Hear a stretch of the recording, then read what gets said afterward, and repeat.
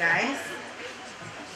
So I am from here, but I live in Chicago. So if you want to talk about like ways to be in snow, they all involve whiskey, and we can chat later. So thanks, Emily and Lindsay, for having me. Hi guys.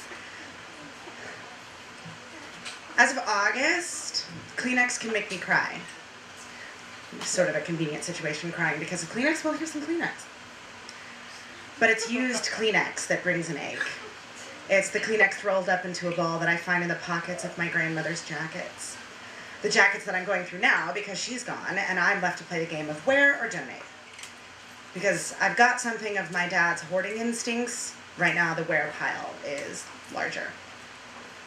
I think I'll try to pull off that retire ready look. That will get me all the Tinder swipes. Without fail, my grandmother had a rolled up ball of Kleenex in every jacket or purse she owned. Perhaps it was her worry stone. Perhaps she had some sort of sinus issue that she kept hidden in her pockets. I also have a rolled up Kleenex issue, but mine are a gross collection compiled into a large ball after a particularly nasty cold last month and keep forgetting to turn away. It's okay, I judge myself.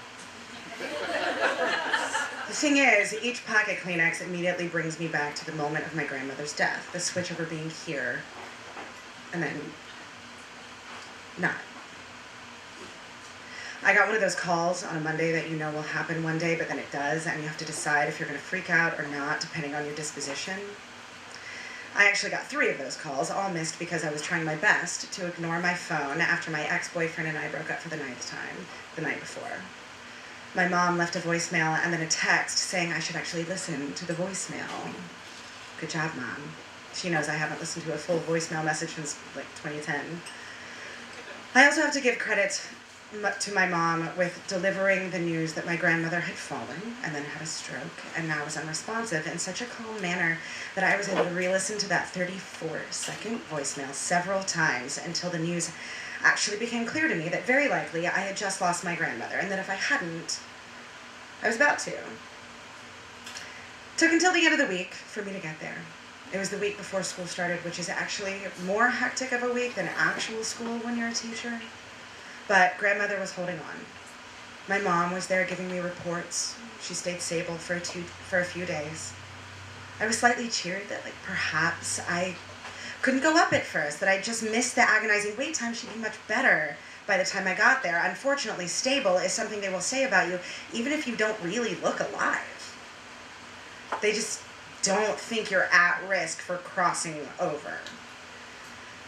I made several deals with the universe. All of homeless pets I would help, all of the children I would teach, all of the ex-boyfriend I wouldn't text, even if it is really hard grieving alone. But the day I arrived, they moved her to hospice care. I always hated the word hospice because it sounds relaxing and positive and not at all like you're about to die. And I hadn't necessarily understood the details of how it works other than they just stop trying to make you better. In practice, you get some fluids, you wait for your body to shut down all the systems. Sometimes you're conscious of this process. It was unclear if my grandmother actually was. And this has been a point of trauma for me as I negotiate her passing. At first, my mom didn't want me to see her. She was worried that I should suspend my memories of my grandmother as a woman in fairly good health singing songs, laughing at the most random times, and apparently wiping her nose a lot. And this is why when later that night, when we got a call that her breathing had changed, I waited in the room with the hospice care workers on their break. We commiserated on the job of caretaking and how whether you are dying or a teenager, you are just needy. We laughed about how it may be inappropriate to watch the Chopped Marathon in a hospital while they would respond to varying calls ranging from pain to the bathroom. And after 6 hours of waiting, they determined that my grandmother was holding on and they sent us home. I was given a day to reflect and muster up some courage to see her one last time, no matter what condition. I respected my mom's logic that I shouldn't unnecessarily upset myself, but as someone in her mid-20s, I figured if I can make potentially emotionally wrecking decisions on the fly in my social life, I could definitely make one in favor of my family. So I was glad she had her own room, but it was very large and dark. They had just turned her so that she was resting on her right side. She looked stuck. Her eyes would move. Her hands twitched. But no meaningful movement, and so I gave up hope of making conversation. My grandmother was the person that, even now, I can say I've talked with the most. I've counted over 3,000 pieces of correspondence that I have from emails, letters, postcards, but the last time we'd really hung out was when she and I got drunk on red wine watching the Super Bowl. I sat for a long while until I could see she was crying. Now, my brief online research had prepared me for this, so I wasn't alarmed. When you're near death, crying is just physical. Your body's shutting down, flushing out. Still, it was comforting to not be the only one with tears in the room. That final call the next morning, I was supposed to fly back to Houston so that I'd be in the classroom on that first day. And this was something my mom and I had previously agreed upon, not having any idea how to plan around anything when the hospice care gave her up to 4 additional days. And we used some other logic in the decision. My grandmother was a school teacher, and it seemed like something she would suggest. Plus, it appeared grandmother wanted to accommodate this choice as well. 1 hour before my mother drives me to the airport, the hospice worker calls her and says the breathing has significantly changed. So my mom has me call a taxi for my trip to the airport, and we make our way quickly to the care center, and my grandmother's rasps can be heard from the hallway. They're loud, like she's making each breath as precious as the last, and the rasps turn to rattles. I'm not making decisions, so I wait outside. 20 minutes pass, and the taxi will be here soon. I find a jacket in the car that used to be my grandmother's, and I put it on, even though it's 90 degrees outside. In the Florida morning, I'm freezing. I almost text that ex-boyfriend just so I would have a different problem on my hands, an older pain. Finally, Margaret, the youngest of the care workers, asks me if I can come in the room.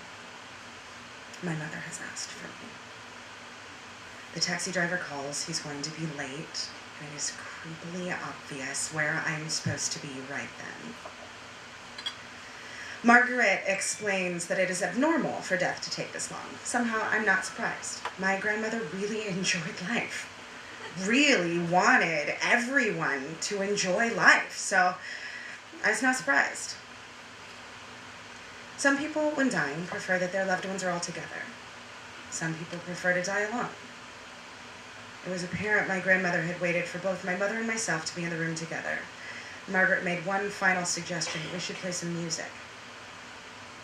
My iPhone speakers crackled out, "It is well with my soul," through the OtterBox. She was just looking, exhaling, alive, and then not. And I realized that I was gripping something in my pocket and ripping it to shreds with my fingernails, a little ball of Kleenex that wasn't mine, but was just what I needed. I can't quite get that memory out right. Maybe because I didn't dwell on it.